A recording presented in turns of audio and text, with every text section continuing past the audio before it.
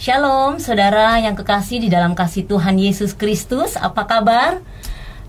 Saya berharap kita semua luar biasa di dalam Tuhan. Saat ini saya bersama hambanya yang Tuhan sudah percayakan lewat kesaksian hidupnya yang dahsyat. Dan saya percaya kesaksian hidupnya sangat memberkati kita semua. Amin. Ya, pepatah dunia katakan, kalau tidak kenal tidak sayang. Bersama hambanya Bapak Pendeta Bimo Aryo Tejo saat ini hendak berbincang-bincang membagikan berkat di mana Bapak mengalami kuasa yang dahsyat ya Pak ya. Amin, amin, betul. Lebih banyaknya saudara, saya persilakan kepada Bapak Pendeta Bimo untuk memperkenalkan diri Pak. Silakan Pak. Shalom pemirsa sekalian, saudara sekalian. Ya, shalom. Saya Bimo Aryo Tejo. Sebelumnya saya bersyukur dan berterima kasih untuk Ibu Jun yang mengundang saya untuk memberikan kesempatan dalam bersaksi di tempat ini, dalam acara ini.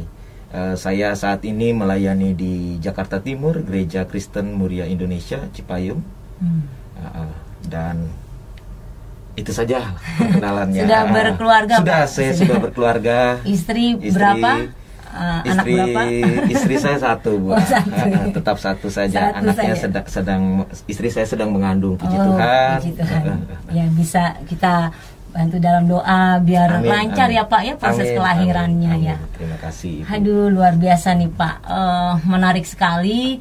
Saya pernah mendengar kesaksian Bapak, tapi pastinya bukan saya saja, semua pemirsa juga mau mendengar kesaksian Bapak loh. Iya. Saya pengen tahu sih Bapak latar belakangnya dulu dari keluarga yang bagaimana, asalnya dari mana sukunya Bapak dan Ibu, lalu kok Bapak bisa tetap eksis saat ini ya melayani pekerjaan Tuhan. Betul. Pengalaman yang luar biasa ya. Ya. Sampai Bapak pernah terjerat kasus narkoba, ya. Betul. Bahkan masuk penjara juga, saudara. Ya, begitulah. Pak Bimo bisa ceritakan dong, kita semua mau dengar ceritanya. Ya, jadi Bu Jun, saya ini pejabat, Bu. Oh gitu. Tapi pejabatnya Tuhan ya. Wah, haleluya. Enggak, maksud saya pejabat ini saya peranakan Jawa Batak, Bu. Wow. Bapak saya orang Jawa, ibu saya orang Batak. Yeah. Bapak saya orang Jawa, tetapi yang identik dengan masih lah memegang warisan-warisan leluhur. Dan sehingga itu juga masih ada dalam kehidupan saya dulu. Gitu ya. Tetapi saya bersyukur saya punya seorang ibu yang sangat takut Tuhan. Dan dari kecil mengajarkan saya untuk cinta Tuhan Yesus Kristus. Tapi walaupun daripada itu, dari keluarga bapak saya, karena memang saya masih ada keturunan dari kerajaan di Solo, jadi seringkali dibawa juga ke arah yang ke sana gitu loh, Bu. Biasanya ke Jawen gitu ya Pak ya? Kurang lebih seperti itu, tapi status KTP kami Kristen. Jadi saya sudah dari kecil, dari lama saya itu Kristen. Gitu. Tapi Kristen KTP, Ibu. Kristen tanpa pertobatan. Ini dia nih. Hati-hati ya. Terus Pak? Ya, Kristen tanpa pertobatan. Jadi ya, saya hanya mengenal Tuhan Yesus itu hanya di pikiran saya. Pikiran, belum saya merasakan. Bahkan menurut saya belum menerima Roh Kudus saat itu. Walaupun saya bergereja, saya juga sempat terlibat dalam beberapa pelayanan musik di gereja saya yang lama, tetapi karena saya belum menerima Roh Kudus, akhirnya hidup saya semakin kacau. Jadi begini ceritanya, Bu. Ya, Pak. Sebetulnya ketika saya remaja masuk kelas 1 SMA tepatnya dulu itu, ketika saya menghadiri suatu KKR, retret dari sekolah kami itu, sebetulnya Tuhan sudah taruh panggilan itu pada saya, panggilan sebagai hamba Tuhan, dimana sekarang saya sudah Tuhan izinkan saya melayani di suatu gereja. Namun sebelumnya saya sempat jatuh, karena menurut saya waktu saat itu namanya saya masih muda ya, masih terbilang jiwa mudanya masih kuat sekali. Saya tidak siap untuk menjadi seorang pendeta. Begitu, Bu. Masih Ali Topan jiwanya. Ya, kurang lebih begitu. Seperti almarhumnya. Ya. Suka naik motor, suka kebut-kebutan. Ya. Dimana masa pergaulan saya saat itu juga kalau tidak yang seperti itu nggak keren gitu ya, Bu ya. Kan Alkitab juga berkata pergaulan yang buruk merusak kebiasaan yang baik gitu ya. Jadi kita harus pintar-pintar memilih pergaulan. Nah, saya terjebak dalam pergaulan yang kurang baik gitu ya Bu ya. Akhirnya saya terjebak dalam pergaulan yang salah, sampai ke penggunaan narkoba, sampai kepada penjualan juga narkoba, pengedaran narkoba. Jadi, juga. Pemakai, pengedar juga ya betul, Pak? Betul Bu, betul. Itu barang-barangnya Bapak dapat dari mana itu Pak? Ada. Gitu ya, ada yang supply, ada yang jadi seperti multi level marketing lah kurang lebih itu. Jadi ada pemasoknya, saya cuma sebagai ya pengedar dan kurir saja. Tetapi bukan dari situ saja Bu. Saya selain menggunakan narkoba itu bukan hanya pengedar, pemakai, tetapi saya juga ini yang salah. Ini yang sangat salah dan Tuhan tidak senang. Karena saya menggunakan narkoba dengan saya combine atau mencampur adukan dengan hal-hal yang gaib gitu loh Bu. Hal-hal yang spiritual, di mana itu saya juga memiliki keturunan di hal itu gitu. Sama seperti kurang lebih para dukun-dukun itu seringkali dengan ketidaksadaran mengundang kuasa-kuasa gelap. Nah, saya sudah semakin asik ke dalam sampai ke situ gitu loh Bu. Sudah terlibat di dalam dengan kuasa gelap. Betul. Jadi penjualannya tuh lebih meningkat, terus pemakainya lebih indohoy gitu kali ya? Betul, kurang lebih seperti itu Bu. Ya namanya kami akhirnya sudah menjadi suatu sindikat ya, di mana hal yang gelap, hal yang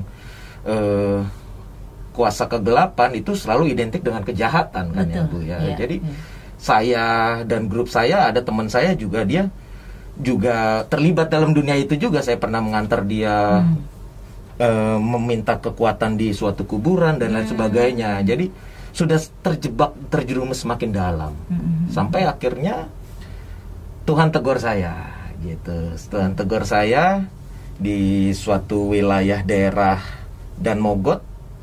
Di situ ada suatu tempat peredaran yang cukup besar ya Bu ya. Saya keluar dari tempat itu ada polsek dari Tanjung Duren itu mengepung saya. Kebetulan saya sudah target operasi juga Bu. Gitu. Sudah dipantau ya? Sudah dipantau.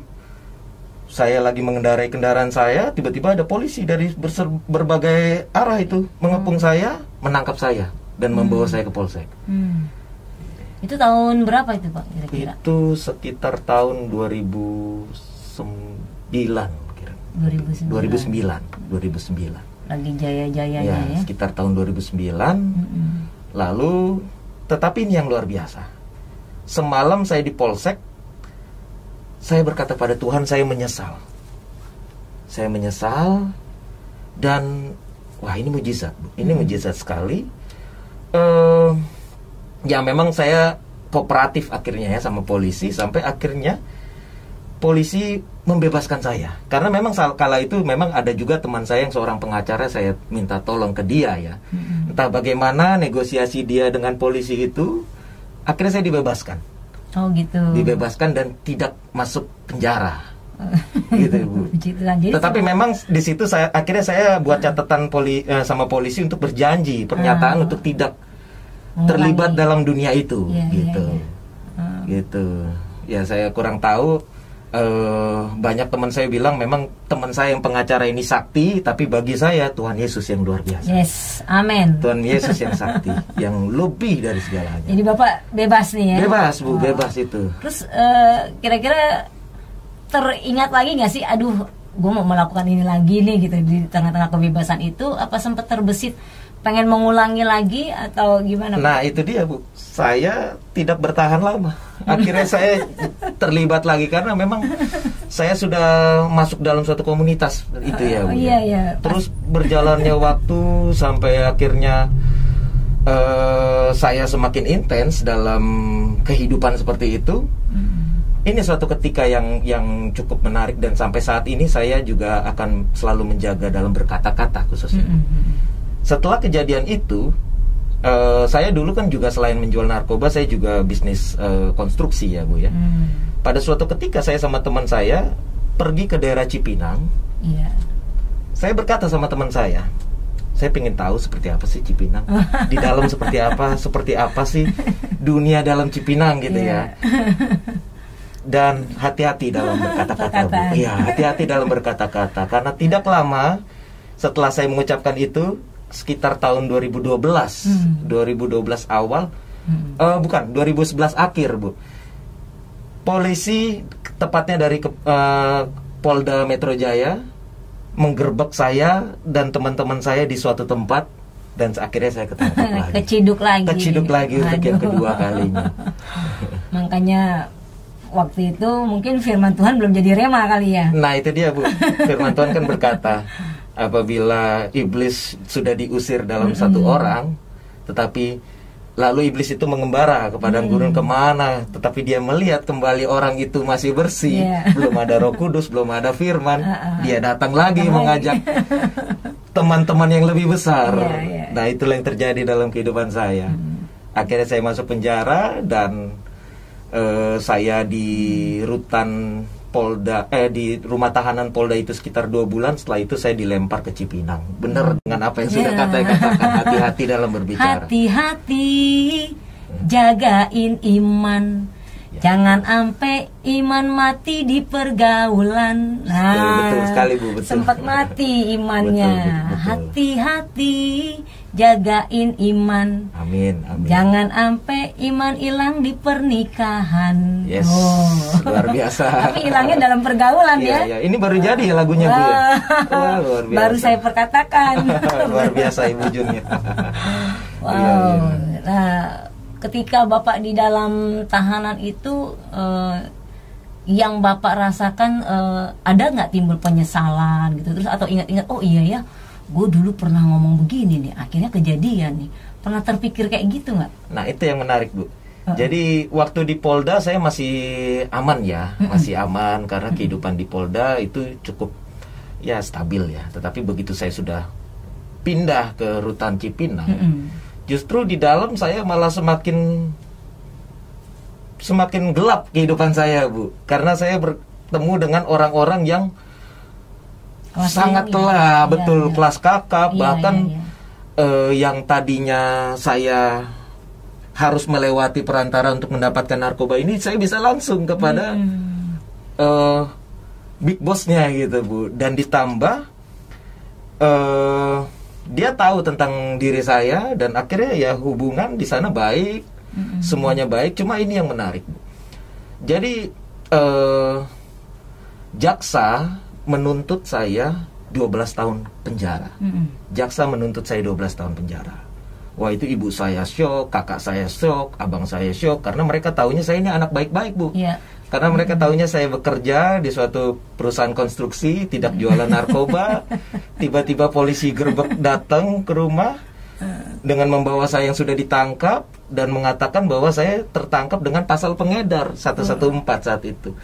Nah, di dalam penjara awalnya saya merasa ya senang dengan karena ketemu teman-teman, kawan-kawan yang satu roh saat itu ya, yaitu roh kegelapan. Tetapi nurani saya, hati kecil saya berkata saya menyesal. Hingga suatu ketika di Cipinang itu kan ada gereja ya Bu ya, ada gereja, dan karena saya juga cukup akrab dengan orang-orang sipir di sana. Kalau menurut orang-orang pada masa itu karena saya sakti katanya, tapi kalau menurut saya itu karena penyertaan Tuhan. Amin, amin. Gitu. Nah, akhirnya saya pada malam hari diizinkan untuk pergi ke gereja. Saya izin, saya mau ke gereja karena paginya saya mendengar tuntutan jaksa, vonis saya 12 tahun. Wah, saya sampai gereja kaget sekali Bu, kaget sekali. Sampai di gereja saya berlutut di hadapan Tuhan, itu saya benar-benar berkata, Tuhan saya menyesal. Dan itu ada kekuatan yang menekan saya untuk terus berlutut, tidak berdaya Bu. Saya berlutut, saya benar-benar berkata, Tuhan Yesus saya menyesal. Saya menyesal di gereja itu. Waktu itu memang sudah tidak ada ibadah karena sekitar jam 10 malam. Saya berlutut dan akhirnya saya menangis, dan saya kembali ke kamar saya, ke sel saya. 2 hari kemudian saya dipanggil sidang, dan puji Tuhan Bu, mujizat terjadi. Karena yang harusnya hakim memvonis 12 tahun, tiba-tiba jaksa memutuskan saya untuk direhab. Yang tadinya 12 tahun penjara menjadi pindah ke rehabilitasi selama 2 tahun. Saudara, penasaran kan dengan kesaksian Bapak Pendeta Bimo? Nah, nantikan tayangan kami selanjutnya. Jangan lupa klik J Salat Ministry. Tuhan memberkati.